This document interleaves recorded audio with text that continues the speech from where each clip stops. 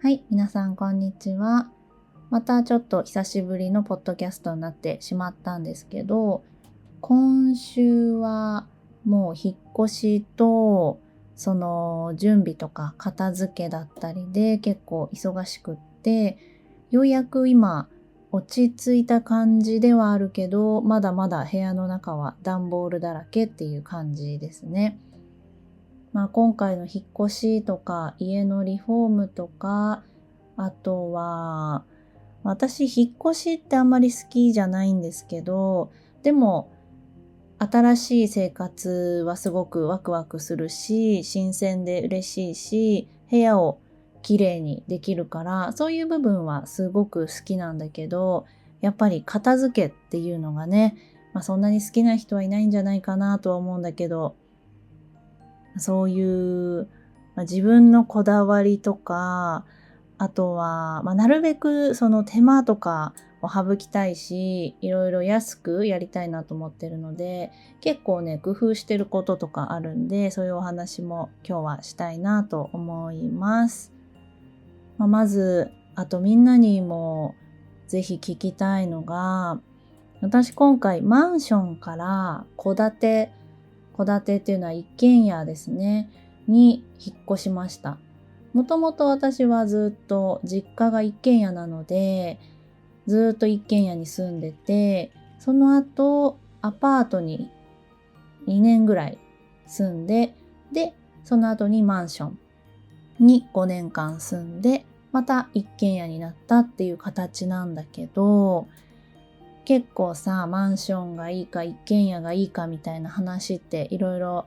友達とかとねしたりするんだけど、やっぱりこれってマンションに住んでる人はマンションがいいっていうし、戸建てに住んでる人は戸建てがいいっていうなと思ってて、私も集合住宅にずっと住んだことがなかったから、どっちがいいかって言われたら絶対に一軒家がいいと思ってて、集合住宅って近隣トラブルとかさ、騒音とかさ、いろいろあるって聞いてたから、すごい嫌だなと思ってて、そういうトラブルとか事件とかもね、よくニュースでやってるから。でも実際住んでみるとマンションすごく良くて、今どっちがいいかって言われたら、もうどっちもそれぞれのメリットデメリットがあるから、でもマンションの方がちょっといいかなとは思ってます。それは場所も良くて、マンション自体も良くてっていう条件ではあるんだけど、もちろん綺麗で広くてとか、前住んでたところが駅からはちょっと遠かったんだけど、その分広くて安め、都内だったんだけどね、そこがすごくよくって、で私は白が好きなんですよ。だから壁とか床もできれば、壁は真っ白で床は白だとちょっと汚れが目立っちゃうんで、薄い茶色とか濃い茶色とか嫌なんですよね。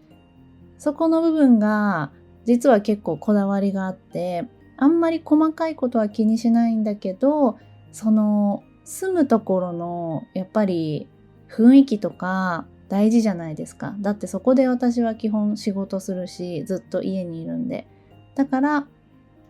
白とか薄い水色とか、今回ね薄い緑の壁もちょっと迷ったんだけど、私あんまり迷わず結構決めちゃうんで、いろいろ今回ね新しい部屋を作ったんだけど、それで壁の色をね決めてくださいって言われた時に、真っ白にするか、カタログを見たら薄い緑も可愛くて、でもやっぱり白にしました。で、今回の部屋も全部真っ白ですね。壁は真っ白で、床は薄い茶色みたいな感じで。ただ、まだ段ボールだらけなんで、もう、これが綺麗になったら、新しい部屋っていう形でどこかに載せたいなとは思うんだけど、やっぱり仕事しながらなんでね。あとは、さっきも言った通り、結構部屋に関してはこだわりがあるので、今新しい収納とか、あとはデスク周りのものを昨日通販でやっと買ったんだけど、いろいろ見てて、それが届かないといろいろと設置ができないっていう感じで、今はもう全部出たままですね。こういう散らかった状態があんまり好きじゃないんだけど、もうそれはしょうがないので。で、私はだからこそ片付けとか、あとは物がいっぱいっていう状態が好きじゃないからこそ、物はあんまり買わないようにはしてます。私って昔は、今もそうだけど、オタクなんでグッズとかそういうのがたくさん家にあったんですね。ぬいぐるみとか。今もハローキティのぬいぐるみはたくさんあるんだけど、もうキティちゃんのグッズは買わないし、それ以外も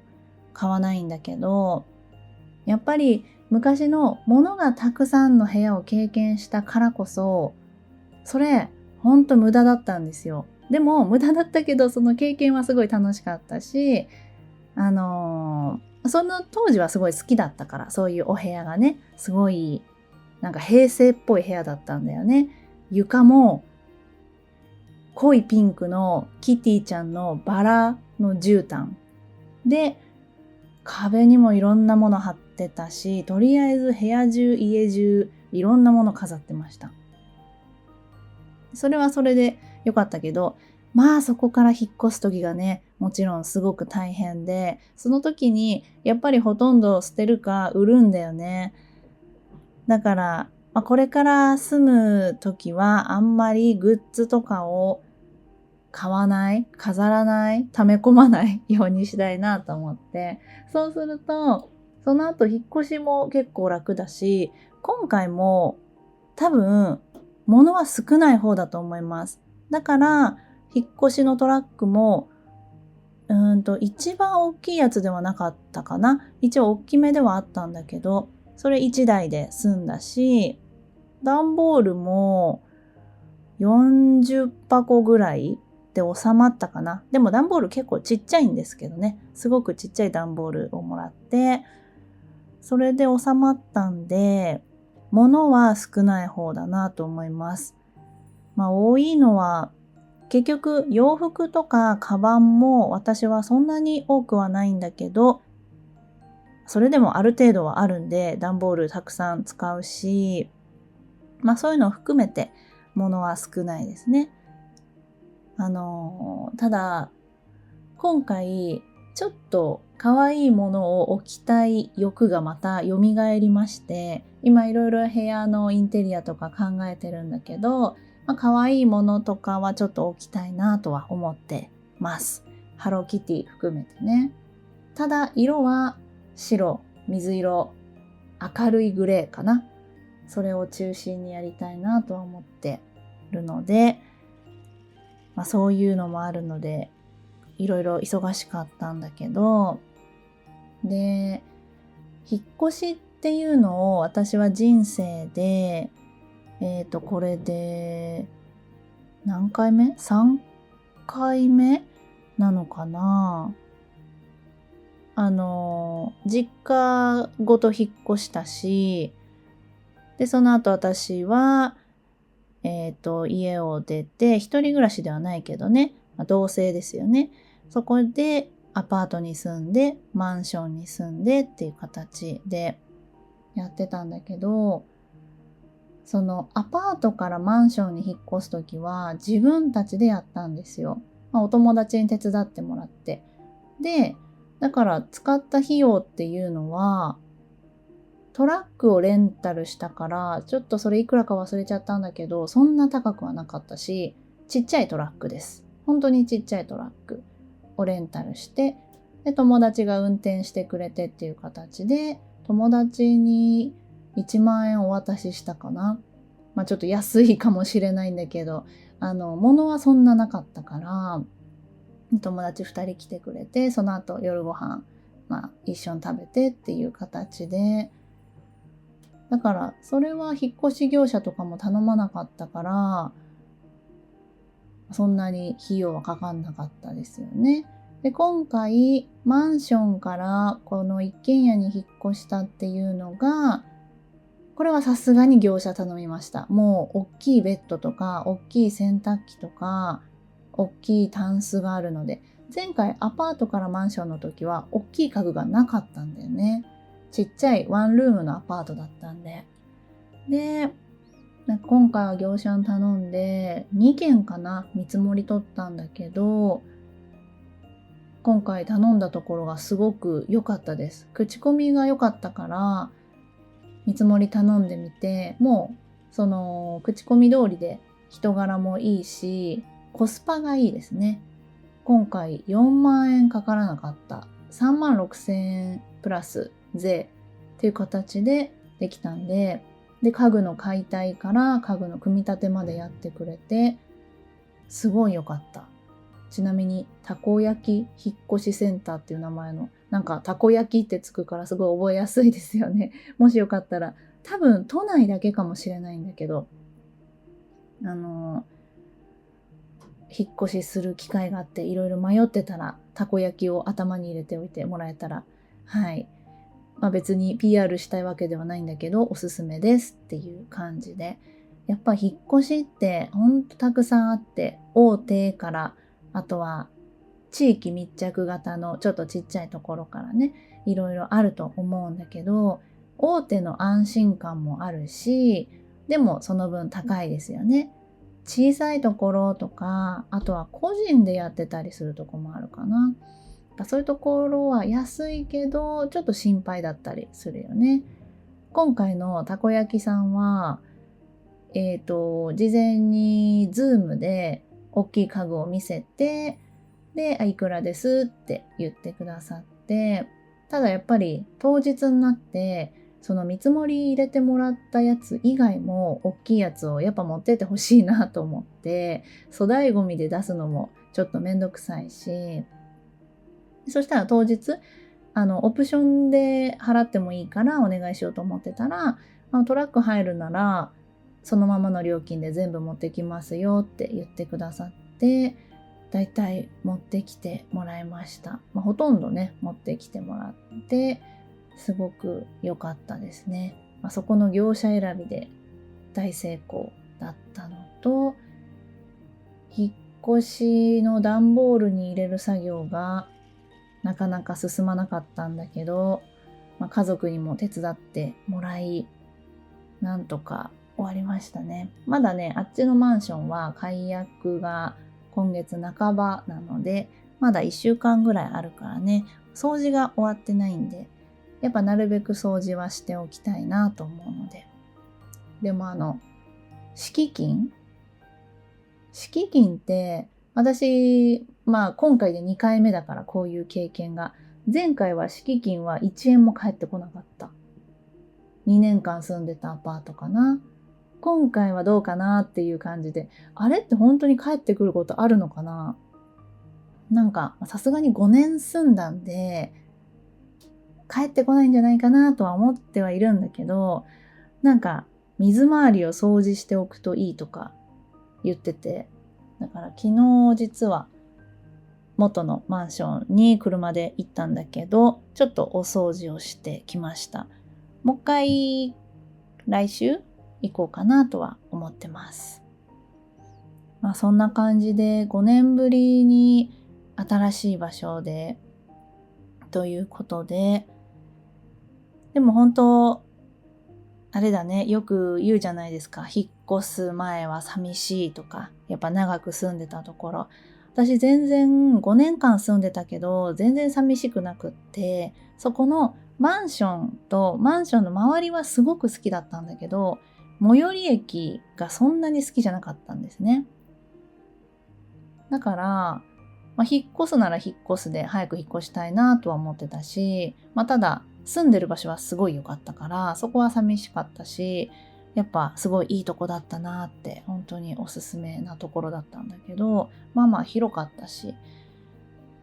でも、こっち来たら、こっちはこっちですごくいいなっていう感じで、マンションから戸建てに来てね、戸建てはもう玄関出たらすぐ外なのがいいですね。マンションって玄関出てエレベーター待って、で私が11階に住んでたので、そんなに何分も待つとかではないんだけど、たまに来るの遅かったりねするし、そのストレスがないっていうのと、あとは、今、もしかして騒音とか聞こえちゃってるかもしれないんだけど、風の音とかは前よりはちょっと音聞こえるかな。さっきまで結構風の音がしてたんだけど、今ちょうど止みましたね。今日はすごい雪が積もってるんだけど、風も強くて。うちの周りが結構高い建物が周りにあるので、風が強いんですよね。そこが、でも全部慣れるでしょうっていう感じで。何事もそうなんですよね。引っ越しとか住むことだけじゃないけど、最初不安だったり、なんか心配なことをたくさん思っちゃったりすると思うんだけど、結局人間って慣れるので、仕事もそう。最初は嫌だな、大変だな、私にできるかなとか思うけど、絶対慣れるんですよ。1ヶ月とか3ヶ月やってみて、もうそれでも全然ダメだったら検討すればいいけど、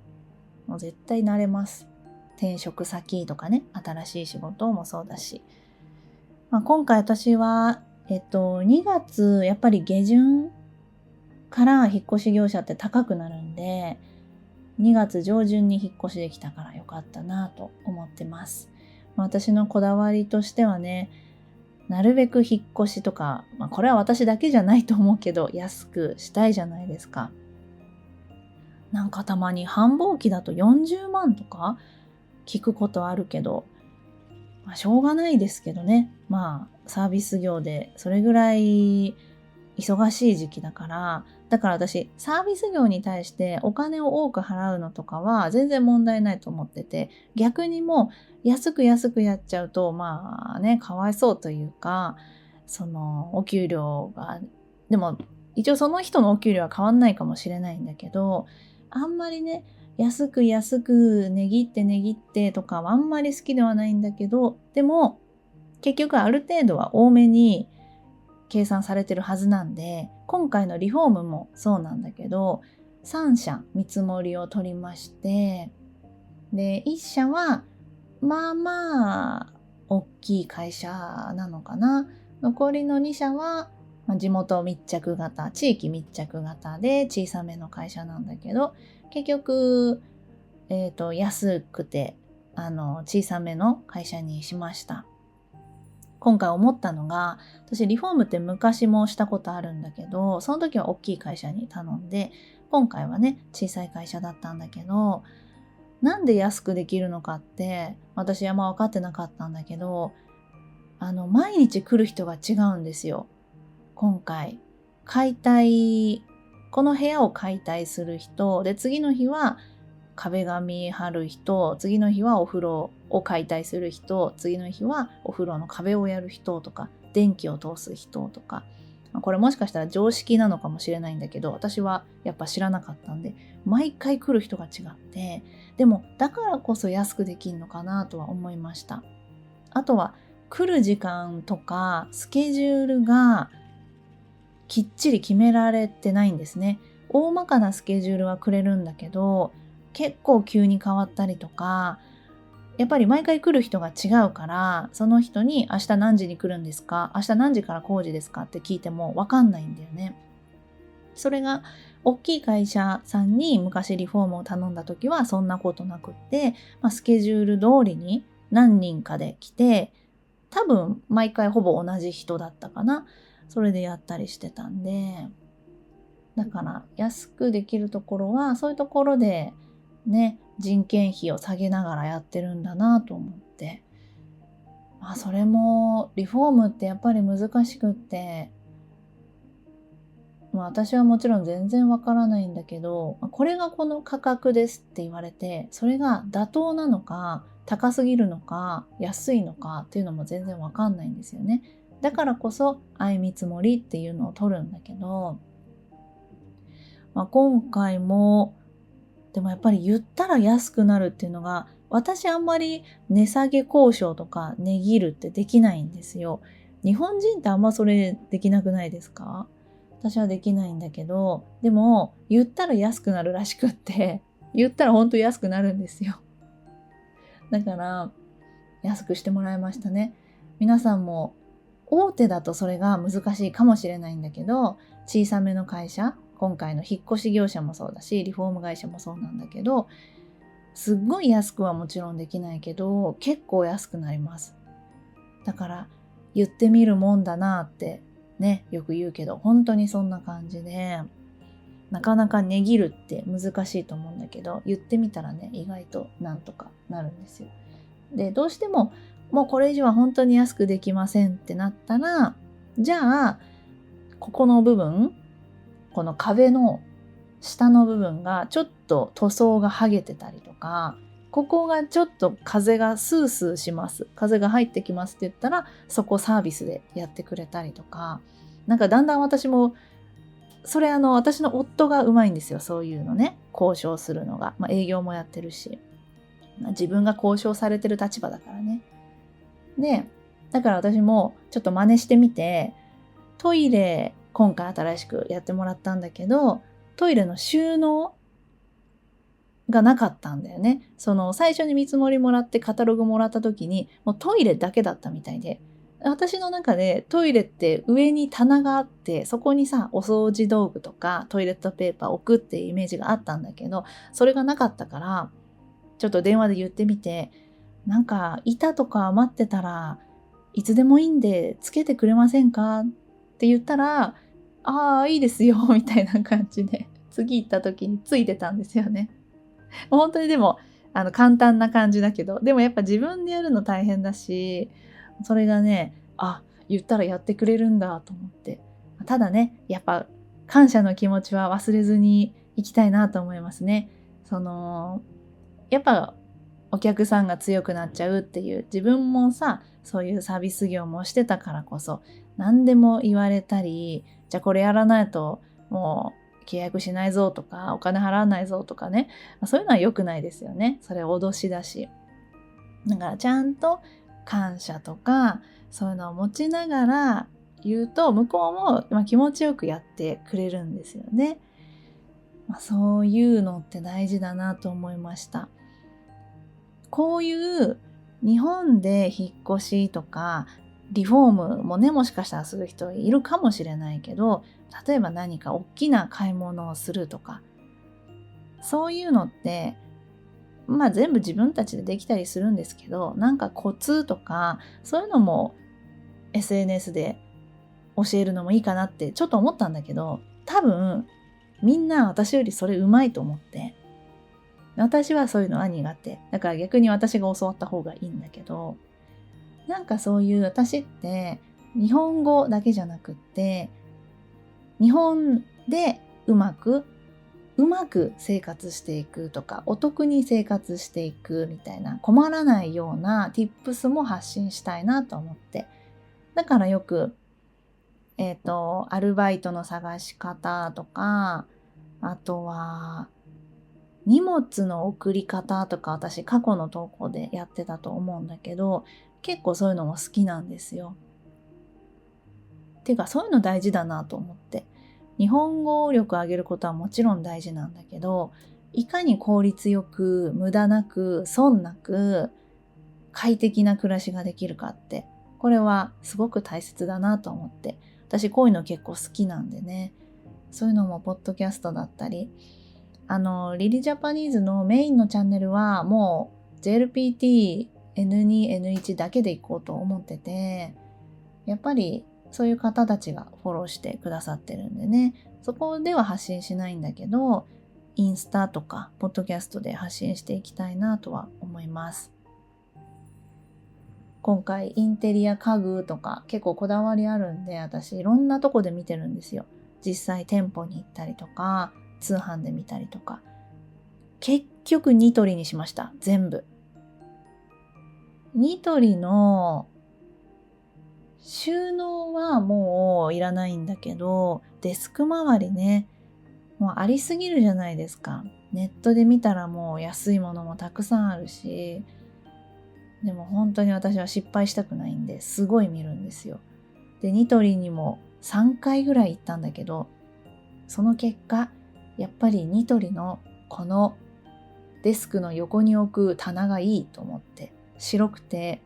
あとは壁側にもなんかつけられたりとかして、値段もいいでしょうということで昨日買いました。本当にそこが、それ以外のことは私結構適当だから、今回も椅子の下に汚れないようにシートっていうのかな、マットっていうのかな、それを私めんどくさいからいらないなと思ったんだけど、夫がいるっていうことで、新しい家だしね、それを買いまして、でこれをずれないように貼るんだけど、結構これが大変で、なんかシワが入っちゃったりとか、壁にぴったりつけたいって言ってて、同じ B 型なのにそういうとこ結構几帳面で、私はそういうとこ適当なんですよね。ちょっとシワがあってもいいし、ちょっと隙間があってもいいと思っちゃうんだけど、多分ね、私は結局写真とかで撮った時に綺麗に写ればいいと思っちゃうタイプなんで、見えないとこは変でもいいんですよ。ただ写真に写るところはすっごいこだわりたいんですね。でも夫は別にそういう SNS とかそんななんかあんま写真撮ったりとかもそんなしないから、それよりも自分の目で見た時にやっぱ最初にねシワが入っちゃったりとかずれてるともう直さないじゃないですか。最初が肝心っていう感じで、そこすごいなと思いながら、私はなんか細かいけどこういうとこ適当なんだなって改めて思いましたね。はい、じゃあもしかしたら今日いろいろ雑音とか入っちゃってたかもしれないんだけど、雑音は後から消せるんでチェックしてアップしたいと思います。はい。では最後まで聞いてくれてありがとうございました。またね。